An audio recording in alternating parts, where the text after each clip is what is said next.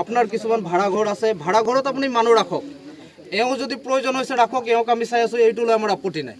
এও যদি ভাড়া ঘরখনত থাকে সেইটো আমার মূল ভাড়া ঘর আছে, কত আছে মূল ভাড়া ঘর? মূল ভাড়া ঘর বস্তুটো বা এও মিন্টু আহি থাকিছে, আমার আপত্তি নাই। কিন্তু কিছুমান এনেকুৱা মানুহ আহি থাকে বাহিৰত, মানে বাহিৰৰ মানুহ আহিছে। এটা চক নিজৰ মাজত কেতিয়াবা মানে সম্প্ৰদায়ক এটা বুধ লৈ মানে আমাৰ মাজত কাজিয়া এটা হৈ যাব, আমি নিবিচাৰো। ঠিক আছে, ঠিক আছে, তুমি যোনটো কৈছা আমি ডিগবৈৰ এজন আমাৰ মালিক আছে, হনুমান বক্সৰ মালিক, তেখেতৰ নামটো অৱশ্য মোৰ খুব মনত নাই।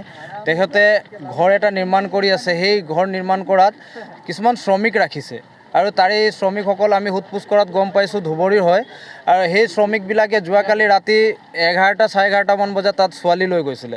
আৰু এই ছোৱালী মানুহ লৈ যোৱাৰ কাৰণে আমাৰ স্থানীয় যুৱক কিছুমানে ইমান ৰাতি কেলৈ ছোৱালী লৈ যোৱা হৈছে বুলি কথাটো সোধ-পোছ কৰাত সেই যুৱকসকলে কিন্তু ইহঁতক উভতি ওলোটা কিছুমান মানে কথা ক'বলৈ ধৰিছে, অলপ মানে দম দিয়া নিচিনা কথা কৈছে, যিটো কথা আমি দুখ পাইছোঁ। আৰু আজি এই সংবাদ মাধ্যমৰ পৰা আমি সকলোকে জনাই দিব বিচাৰিছোঁ যে আমাৰ এই ওচৰে পাছৰে অঞ্চল যিমান আছে, এই অঞ্চলবিলাকত তেনেধৰণৰ যিমানেই ব্যক্তি আছে তেওঁসকলে নিজে নিজে ইয়াৰ পৰা গুচি যাব লাগিব, অন্যথা 15 আগষ্টৰ পাছত কিন্তু আমি ৰাইজে মিলি তেওঁলোকক ইয়াৰ পৰা কিন্তু উলিয়াই দিবলৈ ব্যৱস্থা কৰিম।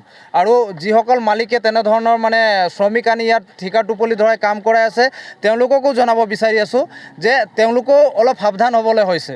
কাৰণ এই বাহিৰৰ মানুহকেইটা আহি তেওঁলোকে তেনেকুৱা আমাৰ মানে ভণ্টি বা কোনোবা ছোৱালীৰ জীয়েকৰ লগত তেনেকুৱা মানে বহুত ধৰণৰ মানে ঘটনা আমি দেখিবলৈ পাইছোঁ। এইটো এই অনৈতিক কাৰ্য কৰা আমি দেখিছোঁ, যাৰ বাবে আমি দুখ প্ৰকাশ কৰিছোঁ, যাতে আৰু ভৱিষ্যতে আগত যি হৈ গ'ল ভৱিষ্যতে আমাক এনেকুৱা ঘটনাবিলাক নালাগে।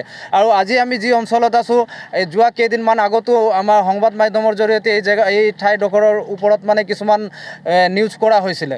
আৰু আজি আমি একেটাই কথা ক'ব বিচাৰিছোঁ যে এই অঞ্চলটোত আমি আজিও এটা সন্দেহ কৰি আছোঁ যে ইয়াত প্ৰায়ে সন্দেহবাদী মানে বাংলাদেশী মানুহ আছে, আৰু এওঁসকলক মানে ইয়াৰ পৰা পঠিয়াব ব্যৱস্থা কৰিব লাগে, প্ৰশাসনেই হওক বা আমি প্ৰশাসনে যদি নকৰে 15 আগষ্টৰ পাছত মানে তেওঁলোকক কেনেকুৱা পঠাব লাগে আমি সেইটোৰ কাৰণে ব্যৱস্থা এটা কৰিম, যাতে আমি আৰু এই মানুহকেইটাৰ কিন্তু বজাই ইয়াত আমি ল'ব বিচৰা নাই। আৰু আজি আপোনালোকে দেখিছে পূৰা আমাৰ নৱজ্যোতি গাঁও হওক বা আমাৰ 11 নম্বৰ বা 2 নম্বৰ গোটেই পাৱৈ চব ৰাইজ ওলাই আহিছে, আৰু আগন্তুক দিনত ইয়াতকৈ বেছি আহিব। গতিকে আমি আজি বৰ বেছি ক'বলৈ নাযাওঁ, তেওঁলোকৰ যি মানে তেনেকুৱা ব্যৱস্থা আছে তেওঁলোকে নিজে আঁতৰ কৰি সেই মানুহকেইটাক পঠাই দিয়ক, অন্যথা কিন্তু 15 আগষ্টৰ পাছত আমি যেতিয়া ওলাই আহিম তেতিয়া আমাক কোনো আৰু দায় দুখ ধৰি লাভ নাই। বংগমূলীয় মুছলমান আছে ইয়াত, তেওঁলোকে নিজে নিজে ইয়াৰ পৰা গুচি যাওক, নহ'লে কিন্তু আমি বিহিত ব্যৱস্থা গ্ৰহণ কৰিম। আৰু এটা কথা, অসমে ইতিমধ্যে আপোনালোকে জানে ভাৰতৰ বিভিন্ন ঠাইত বিদেশীৰ সময়সীমা 1951 যদিও অসমে 1971 20 বছৰৰ বিদেশী বোজা লৈছে, আৰু বিদেশী বোজা অসমে নলয়।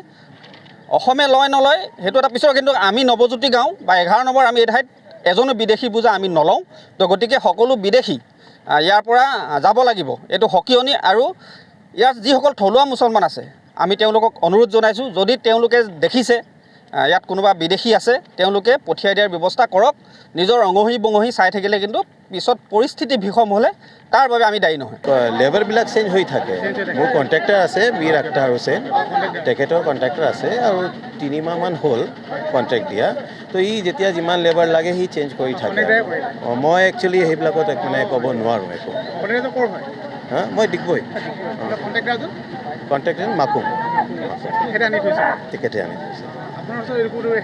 নাই একো, মই জেনেৰেলি এইটো যিমান নলওঁ, মানে তেখেতক কণ্টেক্ট দিয়া হৈ গ'ল, তেখেত বনাই দিব বুলি তেনেকুৱাহে মানে। আৰু মই একো যিমান লাষ্টত কি হ'লগৈ মানে যিটো আপুনি পুলিচে লৈ গৈছে, এতিয়া যিটো ডিচাইড হ'ব সেইটোৱে হ'ব। আৰু এভৰিডেও নাহোঁ, মানে কণ্টেক্ট যেতিয়া দিয়া হৈ গ'ল এতিয়া এভৰিডে অহাটো কথা নাই। তেখেতৰে আছে, মানে তেখেতে নিজে চায়, মানে কণ্ট্ৰেক্টৰে ছিকিউৰিটি আছে, মোৰ ছিকিউৰিটি নাই। মই তেখেতক পূৰা কণ্টেক্ট দিয়া